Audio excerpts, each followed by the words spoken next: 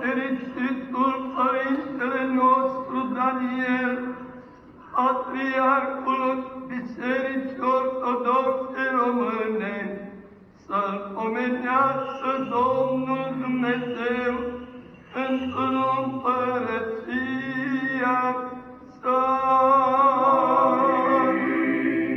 Pe poporul român drept credincios de pretutindeni, pe cârmuitorii țării noastre, pe mai mari orașelor și ai satelor și iubitoare de Hristos oștire, să-i pomenească Domnul Dumnezeu într-o împărăția sa.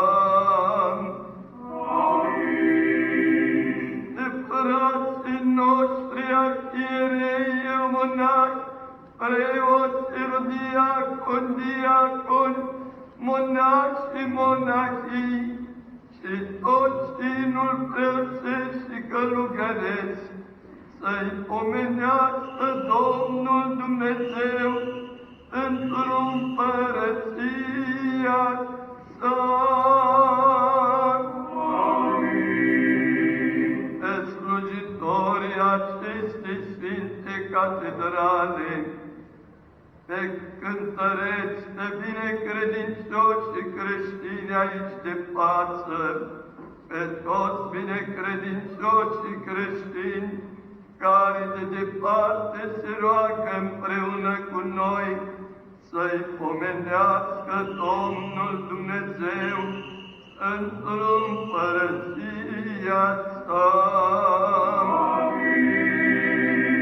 Pe cei ce-au adus aceste cinstite daruri și pe cei pentru care s-au adus vii și adormiți, să-i pomenească Domnul Dumnezeu într-o împărăția sa, totdeauna, acum și pururea și în vecii vecilor.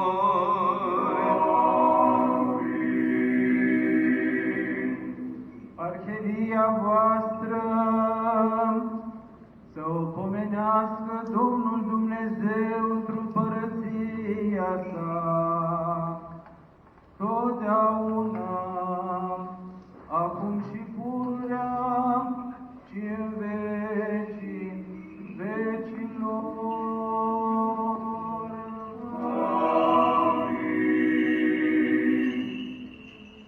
Pe fericiți și de-a pururi pomeniți, istoria acestei sfinte catedrale, episcopii Iosif Partinii, Ilarie, Gerontie, Chesarie, robii lui Dumnezeu Remus, Alexandru, Ștefan, Ion, Gheorghe, George, Niculina, Dona, Oscar, Oprișan, alți scriitori, miluitori și binefăcători, să-i pomenească Domnul Dumnezeu într-o împărăția sa. Amin. Te adormiți într-o fericire, Patriarh ai Bisericii Ortodoxe Române, Miron, Nicodim, Justinian, Justin și Teoctist, Ierarhii Tomisului Petru, Paternus, Valentinian, Anitit și Vasile, Ierarhii de la Galatii, Ștefan și Petru, Ierarhii de la Durostorum, Leontin, Cristofor și Ilarion, Ierarhii de la Vicina, Teodor, Luca, Macari și Chiril, Ierarhii de la Drâstra, Calis, Partini, Joachim, Antonie, Macarie, Metodie, Partini, Ghenadie, Atanasie, Rotei, Serafim, Calinic, Constantie, Bartolomeu, Chiril, Partenie, Chiril, Calinic, Antim, Grigorie, Ieronim, Grigorie, Ierarhii de la Proelavia, Gavril, Nectarie, Antim, Grigorie, Meletie, Gerasim, Partenie, Lavrentie, Nectarie, Calinic, Grigorie, Anitie, Calinic, Filotei, Daniel, Joachim, Iril partenie carini cantim, erarchi de la Tulcea Panare Dionisie și Nichipor, erarchi Tomis Ruișai Dunării de jos, Iosif Partenie Pimen Melete Constanțianul, Nipon Platon Iosif Cosma, erarchi Tomisul Ilarie Geronti Eugeniu Chesarian Tim Lucian, Eraschim și Epifanie, episcopii Iustianian, Vasile și Pimen, adormiți robii lui Dumnezeu de curând trecuți în veșnică odihnă, arhimandriții Ghelație, Varlam și Nicodim, protoțingelul Mihail, preoții Valentin, Florin, Nicolae, Gheorghe, Vasile, Ioan, Constantin, Alexandru,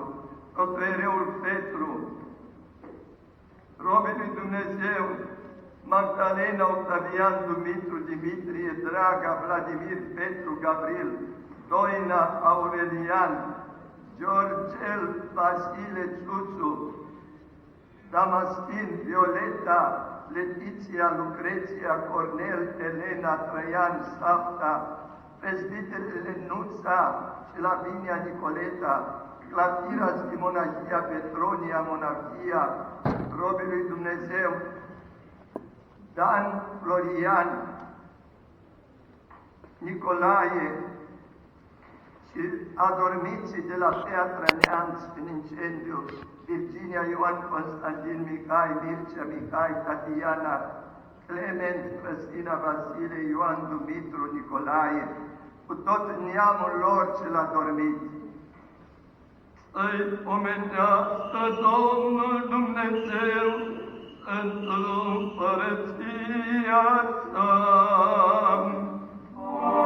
Amin. Te fericiți într-o adormire, eroi ostașii și luptătorii români din toate timpurile și din toate locurile, ca sus pe câmpurile de luptă, în lagăre, în deportări și în închisori, pentru apărarea țării și a dreptei credințe, pentru întrețirea neamului, pentru libertatea și demnitatea noastră, să-i pomenească Domnul Dumnezeu într-o împărăția sa.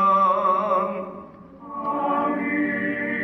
Pe toți ce adormiți din neamurile noastre, sărămoși și moși, părinți, frați, surori, fii și fiice, pe toți cei dintr-o rudenie cu noi, pe fiecare după numele Său, să-i pomenească Domnul Dumnezeu într-o împărăția sa. Amin. Și pe voi, pe toți, drept măritorilor creștini, să vă pomenească Domnul Dumnezeu într-o împărăția sa, totdeauna, acum și pururea și în vecii vecilor. Amin.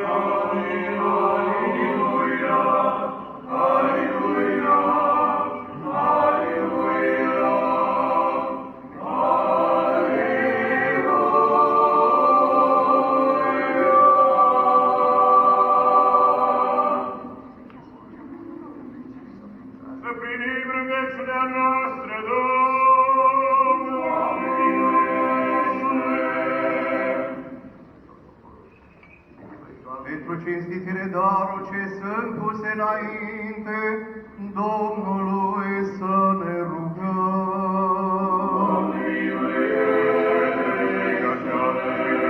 Cu credință pe evlavie și cu frică de Dumnezeu intră și se roagă în credința Domnului să ne rugăm.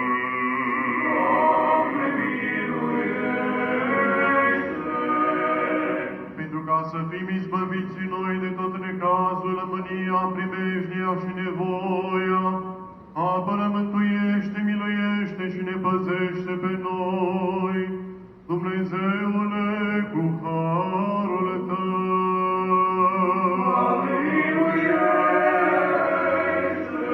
Ziua toată desăvârșită, sfântă în pace și fără de păcat, de la Domnul să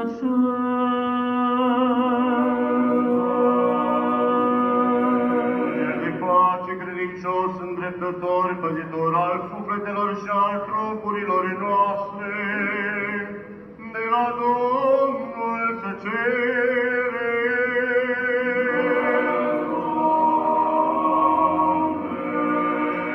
milă și iertare de păcatele și de greșelile noastre, de la Domnul să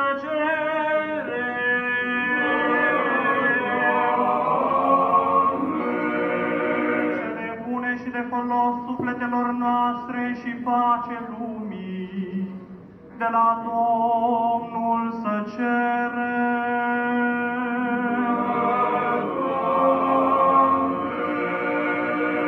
De la vremea vieții noastre în pace și într-o păcăință săvârșit, de la Domnul să cerem.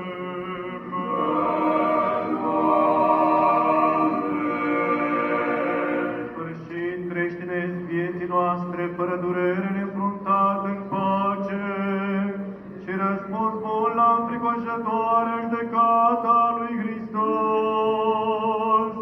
să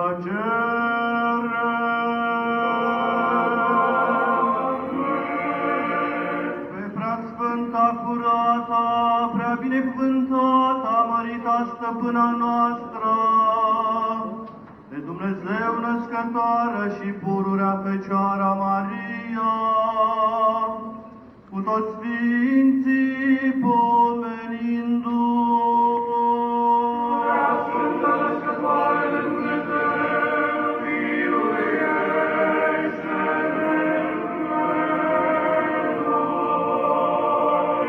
De la înșine și unii pe alții și toată viața noastră, pe Hristos Dumnezeu să o dăm.